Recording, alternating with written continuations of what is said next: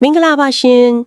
်ဒီနေ့ကျမတို့အတူတကွဆွေးနွေးကြမယ်အကြောင်းအရာကတော့ Dean's Jungle Green ဆိုတဲ့စာအုပ်ချက်ကကောင်းလို့ချက်တွေပဲဖြစ်ပါတယ်ဟုတ်ကဲ့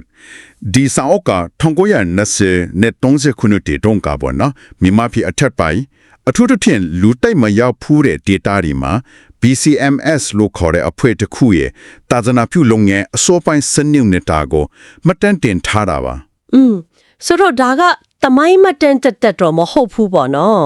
ဟုတ်ပါတယ်တမိုင်းတက်ထက်ပိုပါတယ်ရှေ့ဆောင်လုပ်ငန်းတစ်ခုဘယ်လိုစခဲ့လဲဘယ်လိုအခက်ခဲတွေကြုံခဲ့ရလဲအဲ့ဒီအချိန်ကအတွေ့အကြုံတွေကဘယ်လိုလဲဆိုတာကိုအတွင်းကြမြင်ရမှာပါဟုတ်ကဲ့ဒီနေ့အဓိကကတော့ဒီမှတ်တမ်းထဲကအရေးကြီးတဲ့အချက်တွေအတွေးမြင်တွေကိုဆွဲထုတ်ပြီးတော့မြန်မာပြည်ရဲ့တဘာဝအခြေအနေလူမှုယဉ်ကျေးမှုနောက်ခံနေကြကဒီလုပ်ငန်းရဲ့ရှုပ်ထွေးမှုတွေကိုလေ့လာကြမှာပေါ့နော်မှန်ပါတယ်မြန်မာပြည်အထက်ပိုင်းရဲ့တဘာဝရုံလူမှုပတ်ဝန်းကျင်ရောပေါ့ဟုတ်ပါတယ်တိတ်သေးသောတောစိမ်းဆိုတဲ့ခေါင်းစဉ်အတိုင်းပဲပေါ့စိမ့်လန်းပင်မဲ့ခက်ခဲကြမ်းတမ်းတဲ့တဘာဝနောက်ပြီးအဲ့ဒီကလူတွေရဲ့ delay တွေယုံကြည်မှုတွေကြားတဲ့ကကြိုးပမ်းမှုတွေပေါ့ကဲဒီတော့ဘယ်ကစခဲ့တယ်လဲကြည့်လိုက်ရအောင်စာရေးသူရဲ့ကိုယ်ပိုင်အတွေ့အကြုံတစ်ခုကစတယ်လို့ဆိုရမှာပဲဟုတ်တယ်နော်သူငယ်ငယ်ကရေနဲ့လုံနေပါဖြစ်ခဲ့ဘူးတဲ့ဆိုအဲ့ဒီတွေ့ကြုံကသူ့ဘဝအတွက်အလဲပြောင်ဖြစ်သွားပုံရတယ်ကဲတင်ချင်းခံရတာဟာအမှုတော်ဆောင်ဖို့ပဲဆိုတဲ့အတွေ့အမျိုးဝင်သွားခဲ့တယ်ပေါ့ဒါကသူ့ကိုလမ်းကြောင်းပေးလိုက်တယ်လို့ပဲနောက်ပြီးစစ်အတွင်းအတွေ့အကြုံတွေကတော့ဟုတ်တယ်အဲ့ဒီတွေ့ကြုံတွေကနေတဆင့်အစင်လာပညာရေးကျောင်းတွေကနေသာသနာပြုတဲ့နီလန်အပေါ်သူမိကုံးထုတ်လာတယ်ထိရောက်မှုနဲ့ပတ်သက်ပြီးတော့ပေါ့မှန်ပါတယ်ကျောင်းသားရှိတော်လို့ရှိတဲ့ကျောင်းမှာကျောင်းအုပ်ကလွှဲရင်ခက်တယ်မရှိဘူးနှစ်တွေကြာလဲဘယ်သူမှအတွင်းတော်ထဲမှာဝင်လာဘူးဆိုတော့ဒါအကောင်းဆုံးနီလန်ဟုတ်ရဲ့လားဆိုပြီးသူတွေးလာတာပေါ့အဲ့ဒီအတွေးတွေကနေမြန်မာပြည်ကိုစိတ်ဝင်စားလာလားအဲ့လိုဆိုရမယ်အထူးသဖြင့်မြန်မာပြည်မြောက်ပိုင်းတရုတ်နယ်စပ်နာကတောင်တန်းဒေသတွေကတိုင်းရင်းသားတွေစီပေါ့တောင်ထုံးရနာထောင်နဲ့စခုံလောက်မှာ BCMS ဟွဲကိုသူစုံစမ်းတယ်မြန်မာပြည်တဲ့အစီအစဉ်ရှိသလားပေါ့ BCMS ကတော့အစပိုင်းမှာတော့သူတို့ကတရုတ်ပြည်အနောက်ပိုင်းကိုပို့အာရုံစိုက်နေလားဒါပေမဲ့စာရေးသူတို့ကမြန်မာပြည်တဲ့သူ့မှာခေါ်တော်မူခြင်းရှိတယ်လို့ခန်းစားရကြောင်းအချင်းချင်းပြောပြတော့နောက်ဆုံးတော့အမှုဆောင်ဖွဲ့ကတဘောတူလိုက်တယ်မြန်မာပြည်မှာလုပ်ငန်းသစ်စဖို့ပေါ့ဒါလည်းပဲတောင်ထောင်နေမနဲ့ဆက်လေးအောက်တိုဘာမှာသူ့ဇနီးရဲ့ထူနာဖြူဖြစ်တဲ့ညီမရဲ့နဲ့မြန်မာပြည်ကိုထွက်လာကြတာပေါ့နော်ဟုတ်ပါတယ်ရန်ကုန်ရောက်တော့ချင်းရဲ့ဘယ်လိုလဲချောချောမွေ့ပဲလားရန်ကုန်မှာတော့အစားပိုင်းနည်းနည်းအဆင်မပြေမှုတွေရှိခဲ့တယ်အထူးသဖြင့်အမေရိကန်နဲ့ချင်းသာသနာပြုအဖွဲ့ ABM နဲ့ပေါ့ဟုတ်ကဲ့သူတို့ကချင်ဒေတာမှာအရင်ကတည်းကရှိနေတာ哦ဟုတ်တယ် ABM ကအဲ့ဒီမှာလုပ်ငန်းလုပ်နေတာကြာပြီဆိုတော့အဖွဲ့တစ်ခုထပ်ဝင်လာမှာကိုအစားပိုင်းမှာနည်းနည်းစိုးရင်ခဲ့ပုံရတယ်ဒါကအဲ့ဒီခေတ်ကအဖွဲ့အစည်းတွေကြာကနေမြေကိစ္စလိုမျိုးတိတ်မွေ့တဲ့ချင်းတွေပေါ့လေနားလည်မှုလွဲတော့မလို့ဖြစ်သွားတာပေါ့ဟုတ်ပါတယ်ဒါပေမဲ့ကချင်ကောင်းဆောင်ကချိုးနဲ့တွေ့ဆုံဆွေးနေပြီးတဲ့နောက်မှာတော့အခြေအနေကပြေလည်သွားပါတယ်အဲ့ဒီနောက်တော့နေရာရှာရတာပေါ့ဘယ်နေရာတွေကိုစဉ်းစားခဲ့လဲအရင်ဆုံးမိုးကောင်းကိုသွားကြည့်တယ်အဲ့ဒီကအရာရှိကတော်တယောက်ကကာမိုင်းကိုညွှန်းတယ်ကာမိုင်းဟူးခေါင်တောင်ကြားအဝေဝါနာကမြို့နော်ဟုတ်တယ်ဒါပေမဲ့ကာမိုင်းကကျမရဲ့တည်းမသိတော့ဘူးငဖျားအရန်များတယ်ဆိုပြီးသတိပေးကြတယ်နောက်ဆုံးတော့မိုးညင်းမျိုးစွန်းကစွန့်ပစ်ထားတဲ့စစ်ပလေတန်းဟောင်းတစ်ခုရနိုင်တယ်ဆိုတာသိတော့မိုးညင်းမှာအခြေချဖို့ဆုံးဖြတ်လိုက်ကြတာမိုးညင်းမြန်မာပြည်ထဲပိုင်းရဲ့ချင်းတွေကိုရေဘူးရပြောရရင်အဲ့တုန်းကဘယ်လိုရှိမလဲအိန္ဒိယနဲ့တော့မတူဘူးပေါ့သူ့ပုံစံနဲ့သူရှိတယ်ပမာရှန်ကရင်ကချင်အဂျိန်းဖော်ပေါ့လေလူမျိုးစုတွေအများကြီးရောနေတယ်ကိုယ်ဝယ်ယုံကြည်မှုကတော့ဗုဒ္ဓဘာသာကအဓိကပဲဒါပေမဲ့အထူးသဖြင့်တောင်ပေါ်ဒေသတွေမှာနတ်ကိုယ်ွယ်မှုကလည်းအားကောင်းတော့အားလုံးက British Colony ခေတ်နောက်ခံအောက်မှာပေါ့ကဲမိုးညင်းမနေရတော့ရပြီဒါပေမဲ့အဆောက်အဦကအချင်းကြီးမကောင်းဘူးဆိုဟုတ်တယ်တကယ်ပြန်စီနေတာပြောတော့မလို့ပဲအဲ့ဒါကိုပြင်ဆင်ဖို့မိုးကောင်းကနေလိုက်လာတဲ့ဂျမာဒင်ဆိုတဲ့ contractor နဲ့လုပ်ရတယ်ဟုတ်သူကလူရွှင်းတော့လိုပဲဆိုလားဟုတ်သူကစာရေးတူတို့ကိုဖေဖေကြီးမေမေကြီးညီမလေးလို့ခေါ်ပြီးအလုပ်လုပ်တာတယ်အဲ့ဒီလိုအင်ပီအင်းနဲ့ပဲ data ကန်ကချင်ချင်း for တွေနဲ့စပြီးထိတွေ့လာတာစူးစမ်းခြင်းတဲ့လူငယ်တွေစရောက်လာတာပေါ့ဟုတ်တယ်မာဂန်ယောတို့လူငယ်တွေပေါ့ဒါပေမဲ့တကယ့်စိန်ခေါ်မှုတွေကလည်းစလာပြီဘာတွေလဲပထမဆုံးဘာသာစကားပဲဂျင်းဘောစကားကိုအဓိကသင်ရတယ်နောက်ဗမာစကားရှမ်းစကားလည်းလိုသေးတယ်ဒေသန္တရာစကားတွေကလည်းကွယ်အောင်မယ်နော်ကွယ်ပြားမှုတွေရှိတယ်ကချင်ဆိုတာထက်ဂျင်းဘောလိုပဲခေါ်ကြတာမျိုးပေါ့ပြီးတော့လူမျိုးစုတွေကလည်းရှုပ်ထွေးတယ်ချ ဂျင်းဖောတင်ဘသူတွေရှိတယ်လေ ရှမ်းဗမာရောနေတာရှိတယ်ရှမ်းထဲမှာလည်းရှမ်းကြီးစော်တီရှမ်းတရုတ်ရှမ်းဆိုပြီး꿰သေးတယ်ကဒူးလူမျိုးတွေလည်းရှိတယ်ဒီတော့တရားဟောဖို့ကဘာသာစကားအခက်အခဲတော်တော်ကြီးတယ် ဟုတ်မှာပဲနောက်ထပ်အကြီးမားဆုံးပြဿနာကတော့အကျမ်းမာကြီးနော် မှန်ပါတယ်ငွတ်ဖြာပဲအဲ့ဒီဒေတာမှာအရန်ဖြူများတယ်အဖွဲ့ပဲအတော်များများမိကြတယ်နောက်ပိုင်းဆိုအသက်ဆုံးရှုံးတဲ့အထိဖြစ်ခဲ့တယ် ဟုတ်ကဲ့ခရီးသွားရတာကတော့လမ်းမဆက်သွယ်ရေး အင်မတန်ခက်ခဲတာပေါ့ကားလမ်းမှမရှိတာတောတောင်တွေထူတယ်မြေချောင်းတွေဖြတ်ရတာအဆိုးဆုံးကဟိုတွေးစုပ်တဲ့အကောင်တယ် အာမက်တေချင်းတေချဘိုးတယ် ဟုတ်တယ်တကယ်ဒုက္ခကြီးတာစာရေးသူကာမိုင်းကိုစပီးနဲ့ပထမဆုံးသွားတော့ကဆိုသူ့ကိုယ်ပေါ်မှတ်ကောင်300ကျော်ကတ်ပါလာတယ်လို့ရေးကြတယ် အမလေးကြားယုံနဲ့တင်ရားနေပြီ ဟုတ်ပါ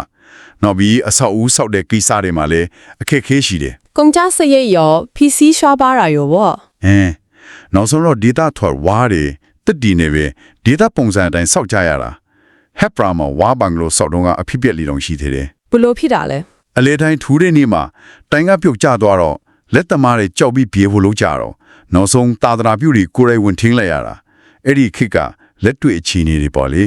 ဒီလိုခက်ခဲလေကြားမှာသူတို့ဘလို့နီးလန်းနေတဲ့လုပ်ငန်းကိုရှေ့ဆက်ခဲ့ကြလဲ အဓိကနီလန်နှစ်ခုပေါ့နော်တိုက်ရိုက်တရားဟောတာရယ်စေကူပေးတာရယ် ဒါဟောပြင်ရေးချောင်းကြီးတွေထောင်တဲ့နီးနဲ့တော့ကြွားတယ်နော် ဟုတ်တယ်သူတို့ကလူတွေနဲ့တိုက်ရိုက်ထီတွေ့ပြီးသတင်းစကားဝေးမြတာရယ်လက်တွေ့ကူညီတာရယ်ကိုပို့အာရုံစိုက်ခဲ့တယ် စီးကူပေးတာကတူတူအလုပ်ဖြစ်ခဲ့မှာပဲနော် အလွန်ထိရောက်ခဲ့ပုံရတယ်အစပိုင်းတော့ data ခန်ဒီကတန်တရားရှိကြတယ်မယုံရဲကြဘူး ဟုတ်မှာဗောစီအတစ်တွေကုထုံးအတစ်တွေဆိုတော့ ဒါပေမဲ့တဖြည်းဖြည်းဆေးရဲ့အကျိုးကိုမြင်လာတော့အထူးသဖြင့်အသက်အန္တရာယ်ရှိတဲ့သူတွေကိုကယ်နိုင်ခဲ့တော့ယုံကြည်မှုရလာတယ် ဘလို့ယောဂမျိုးတွေအထီကုပေးခဲ့ရလေ တာမန်ဖျားနာတာဝမ်းတော်တာကနေငွေကြိုက်တာနားပြေးရိုးတာလို့ကိစ္စတွေအထီပေါ့စောက်ထဲမှာလည်းအဲ့ဒီလိုဇလန်းလေးတွေပါပါတယ် ဒီလိုလက်တွေ့ကူညီမှုတွေကယုံကြည်မှုတိဆောက်ဖို့တရားထိခဲ့တာဗော ဟုတ်ပါတယ်ဘာသာစကားယဉ်ကျေးမှုကွာအချက်တွေကိုဒါနဲ့ကြော်လွှာခဲ့ရတာ ဒီလိုနဲ့အခြေကျလာတော့လုပ်ငန်းနယ်ပဲခြေထွင်လာနိုင်ရော့ဗော ဟုတ်ကဲ့မိုးညင်ကဌာနချုပ်ကာမိုင်းကိုဟူကောင်းတောင်ကြနဲ့နေဆက်သွားဖို့ကြေးပေါကြေးဖွင့်တယ် ရှမ်းနေများတဲ့ဘီလူမျိုးရော ဟုတ်တယ်ဘီလူမျိုးနော်အင်ဒိုဗမာကဒူဝမ်တူအထူးသဖြင့်လုံးကဖာကန်ကျော်စင်း twin data တီရောက်တယ် တော်တော်ခြေပြက်လာတာပဲဟူကောင်းတောင်ကြားလေရော မိုင်းကွာမှာစကန်ပွင့်တယ်နောက်ဆုံးဆိုဟိုးအနောက်ဘက်ရခိုင်ပြည်နယ်အန်မင်းပြပလက်ဝါအထီတောင်ရောက်ခဲ့တယ်12နှစ်အတွင်းမှာတော်တော်လေးခရီးပေါက်ခဲ့တယ်ပြောရမယ် တနေရာနဲ့တနေရာကလည်းသူ့အခက်ခဲနဲ့သူရှိမှာပဲနော် အတီးကြပဲဟူကောင်းတောင်ကြားဆိုဝေးလန်းခေါင်သေးတယ်အတိတ်ကကျွန်းစတဲ့အရေးတွေရှိတယ်ပိန်းဆိုင်တာရှိတယ်လုံးကင်းလို့ကြောက်စိမ့်တွင်းဒေတာဆိုအန်ဒရီများတယ်ရာဇဝမှုတွေပေါ်တယ်အဲ့ဒီကကန်စီဒူဝါဆိုအိုးစာကြီးတယ် ရခိုင်ကတော့ ရခိုင်ကလည်းဝေးတယ်ခူမီမြို့တိုင်းသားတွေနဲ့ဆက်ဆံရတာသူ့အခက်ခဲနဲ့သူပဲဆိုတော့တနေရာတဲ့ပုံစံခုအတိုင်းလုံးလို့မရအောင်ဒေတာအလိုက်ညီးလို့ရတာပေါ့ ဒီကြိုးပိတ်မှုတွေရဲ့အကျိုးရလဒ်တွေအောင်မြင်မှုတွေလည်းရှိခဲ့မှာပေါ့ ရှိခဲ့ပါတယ်ပထမဆုံးခလျန်ချစ်လာသူတွေပေါ်လာတယ်မိုးညင်းမှာဆိုမယောနဲ့မကောဆိုတဲ့ညီမနှစ်ယောက်ကပထမဆုံးနှစ်ချင်းခံတယ် တခြားဂျင်းဘုတ်လူငယ်တွေလည်းပါလာကြတယ်ရှားနေသေးကရော ရှမ်းတဲမှာဆိုရင်ရုံနယ်ဇက်ကရှမ်းမင်းသမီးလေးနန်းပေါ်ချင်းဆိုတာစိတ်ဝင်စားဖို့ကောင်းတယ်သူကပထမဆုံးယူလီသူရှမ်းမျိုးသမီးဖြစ်ခဲ့တယ် အာဟုတ်လားနောက်ပြီးဟိုဘီရိုမျိုးကမအေဆိုတဲ့အမျိုးသမီး ဟုတ်တယ်မအေးရဲ့ဇလန်ကလည်းအားကြစရာပဲသူယောက်ျားကတော်တော်ကန့်ကွက်နေစတာတော့သူကယုံကြည်ခြင်းမှာခိုင်ခိုင်မာမာရက်တည်ခဲ့တယ် လုံးကင်းကမကမ်ခါကြီးဆိုတဲ့လူငယ်လေးရော အဲ့ဒါလည်းထူးခြားတယ်သူကရင်ကဒူဝါရဲ့ကျွန်းလိုအစစ်ခံဘဝနဲ့ယုံကြည်ခြင်းလက်ခံပြီးနောက်ပိုင်းသူ့ရဲ့ရည်ချင်းကြောင့်ဒူဝါကသူ့ကိုအတွန်းဝန်လိုခန့်တဲ့အထီးဖြစ်လာတယ်လူမှုအစင်တန်းမှာပြောင်းလဲသွားတာ ဒါတွေကတကယ်အားသက်စရာတွေပဲတစ်ဖက်မှာလည်းစေဘဆိုင်ရာလုပ်ငန်းကပိုအရေးပါလာတယ်နော် ဟုတ်ပါတယ်နောက်ပိုင်းမှာရည်ချင်းရှိတဲ့ဆရာဝန်တွေ LTW West တို့ဒေါက်တာ Russell တို့ရောက်လာပြီးဆေးရုံလေးတွေထောင်နိုင်ခဲ့တယ်သူတို့ရဲ့အခန်းကဏ္ဍကအကြီးကြီးပဲ ဒါပေမဲ့ဆုံးရှုံးမှုတွေလည်းရှိခဲ့တယ်ဆို ဝမ်းနဲ့စရာပေါ့အဖေရဲ့စောပိုင်းအမာခံသူနာပြုမစ်ရှာဖာငါဖျားနဲ့ဆုံးတော့တယ် ဟုတ်ကဲ့ နောက်ပိုင်းမှာဒေါက်တာ Russell ရဲ့ဇနီး Mrs. Russell လည်းငါဖျားနဲ့ပဲဆုံးရတယ် အာ တကယ်ကိုကြီးမားတဲ့ဆုံးရှုံးမှုတွေပဲ ဟုတ်ပါတယ်အဖွဲအတွက်ရောလုပ်ငန်းအတွက်ပါတကယ်ကိုထိခိုက်နစ်နာစေခဲ့တဲ့အဖြစ်တွေပါ ဒီလိုအခြေအနေတွေမှာကြံ့ခံပြီးရှေ့ဆက်ဖို့ဆိုတာ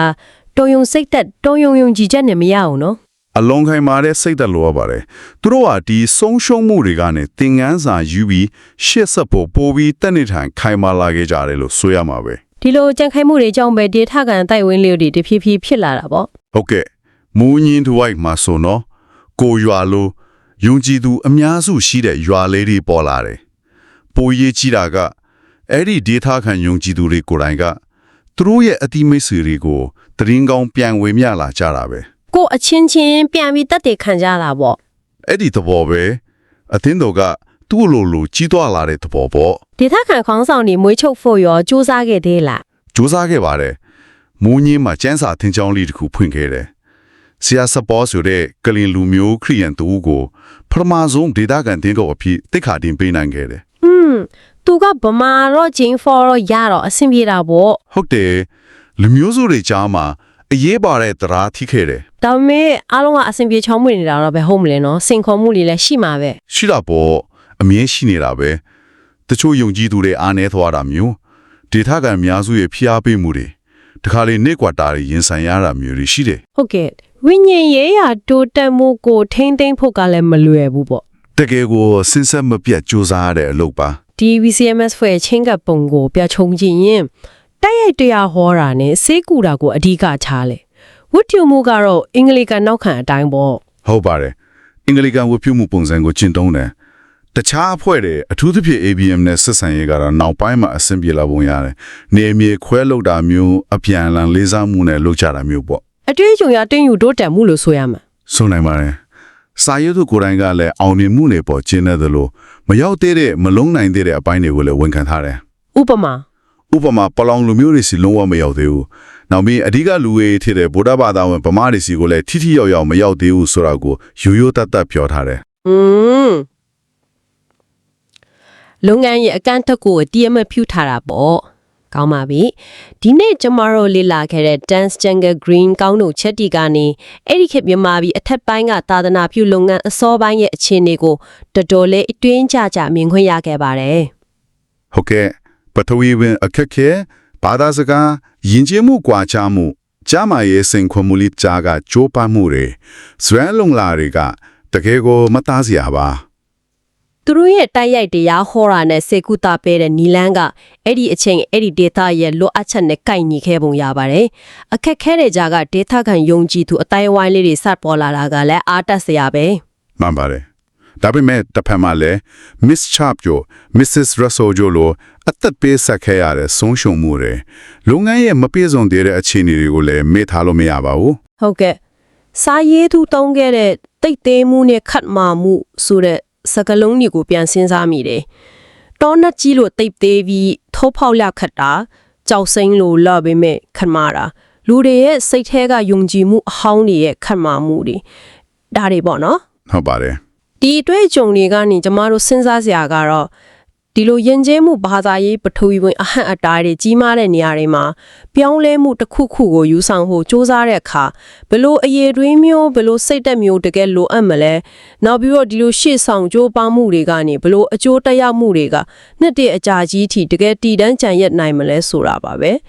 ဒါကတော့ဆက်ပြီးတွေးဆစရာအချက်တစ်ခုဖြစ်ရှိနေမှာပါပဲ